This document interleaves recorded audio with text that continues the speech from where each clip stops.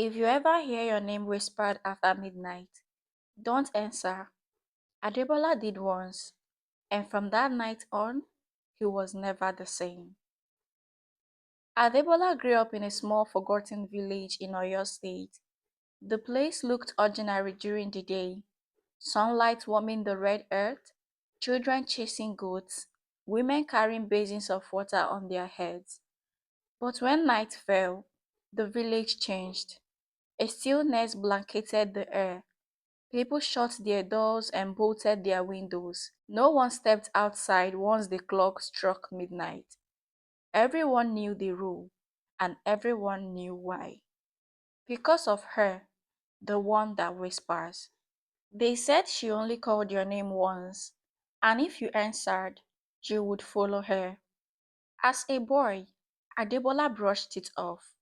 To him, it was just another village story, something to scare children into obedience.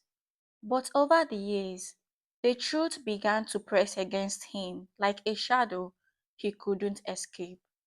People disappeared, always at night, always silently. Sometimes, the families found their slippers outside the door, as if they had calmly stepped into the night. Other times, they found nothing: no trace, no goodbye, just an empty mat by the fire in the morning. And those who claimed to have seen her, they spoke of a figure cloaked in shadows, her face never clear, her eyes glowing like dying embers. One fateful night, when Adebola was 17, curiosity swallowed his fear. He wanted answers: were the stories real, or just minds to keep the village in line? So while the rest of the household slept, he crept outside. The moon hung low, swollen and pale. The village was silent, except for the rustling of leaves and the faint chirp of crickets. Adebola waited, every minute stretched into eternity. And then he heard it. Adebola.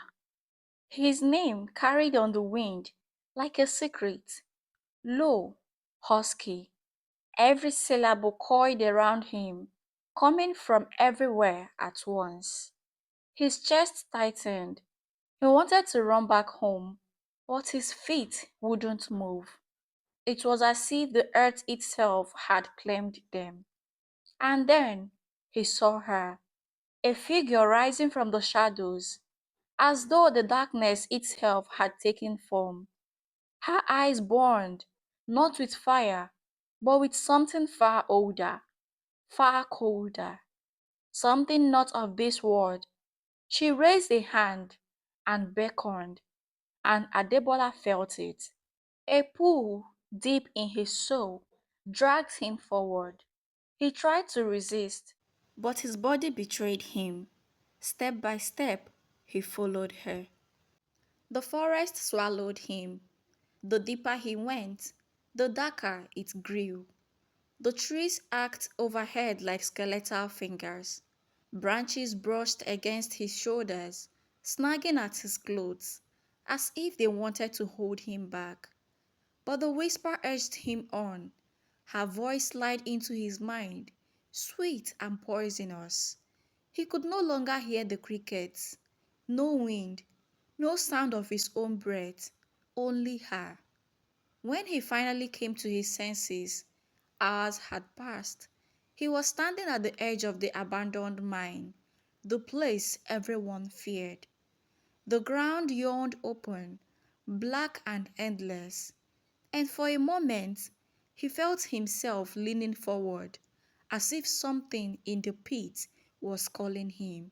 But before he could step closer, a rooster crowed in the distance. Morning, the spell broke.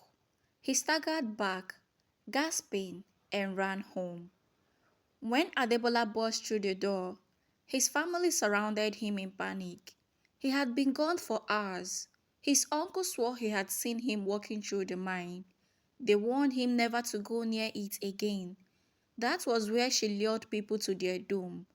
But Adebola's fear was tangled with something else. a hunger for the truth. In the weeks that followed, he began to dig. He asked the elders questions, though most refused to speak. He searched through old records, faded books, even whispers traded secrets. And slowly, a story began to unfold. The village had a history soaked in blood. Long ago, during a famine, there had been sacrifices. Men, women, even children offered to appease unseen forces.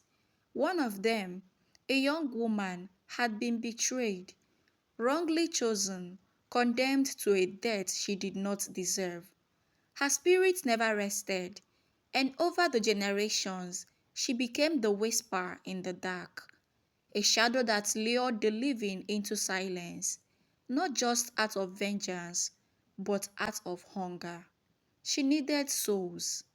The more Adebola uncovered, the more dangerous it became. He began to hear her in places he shouldn't.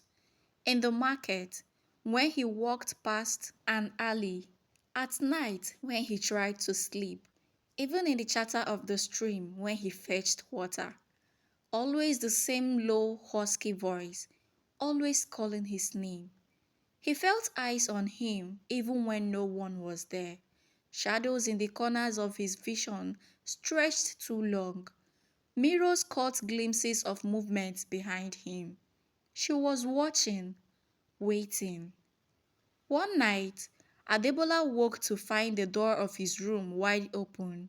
His younger sister slept soundly beside him, but the air was ice cold.